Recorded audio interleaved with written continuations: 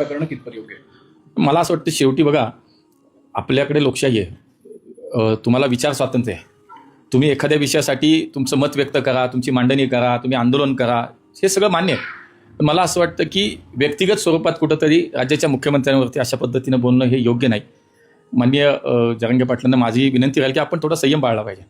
आज अशा माणसाबद्दल आपण बोलतो की ज्या माणसानं गेल्या 40-50 वर्षात, म्हणजे मराठा समाजाला आरक्षण देण्याची मागणी आज नाही आहे, गेल्या 40-50 वर्ष आहे. आणि ज्या माणसांनी पहिल्यांदा मराठा समाजाला आरक्षण दिले ते देवेंद्र फडणवीस या राज्याचे मुख्यमंत्री होते. आणि त्यानंतर सातत्याने त्यासाठी त्यांनी प्रामाणिक प्रयत्न केले.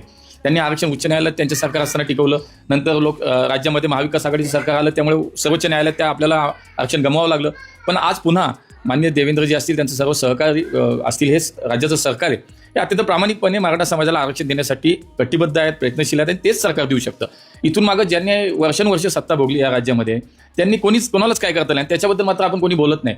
पण जो व्यक्ती प्रामाणिकपणे काम करतो त्याच्याबद्दल व्यक्तिगत पातळीवर जाणं हे योग्य वाटत नाही. मला असं वाटतं एक दुर्दैव आहे. त्यामुळे तुम्हाला लोकशाहीने अधिकार दिला, तुम्ही आंदोलन करा, तुमचे विचार मांडा, मागणी करा, पण राज्याचे प्रमुख आहेत, आज ते कुटुंब प्रमुख या राज्याचे आहेत. शेवटी ते मराठा समाजाच्या आरक्षणासाठी सातत्यानं ते स्वतः सकारात्मक आहेत, प्रयत्न करतात. सारथीसारख्या संस्थेला चालना देण्याचं काम त्यांनी केलं.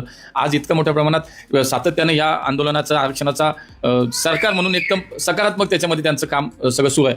म्हणून मला असं वाटतं की थोडा संयम ठेवला पाहिजे, व्यक्तिगत पातळीवरती नाही बोललं पाहिजे, असं माझं मत आहे. मागण्या योग्य आहेत का? नाही, मी म्हणतो की मी तुम्हाला सांगतो की सरकार आणि मराठा आंदोलक याच्यामधला समन्वय जर योग्य पद्धतीनं झाला तर हे 100% आरक्षण ज्या मागण्या त्या मान्य होतील. मला असं वाटतं की थोडासा आपण संवाद जास्त वाढवला पाहिजे. संवाद जितका वाढेल तितका लवकर हा प्रश्न सुटेल. आणि निश्चितपणे पुढच्या काळामध्ये मराठा समाजाला आरक्षण आतापर्यंत कुणीच विचार केला नाही, ते महायुतीच्या सरकारने केला, देवेंद्रजींनी केला. त्यामुळे पुढच्या काळात मला विश्वास आहे, या राज्यातल्या प्रत्येक मराठ्याला हा विश्वास आहे की देईल तर माननीय देवेंद्रजींचं महायुतीचं सरकार या राज्यातल्या मराठ्यांना आरक्षण देईल. प्रभाग रचनेवरून सध्या मोठा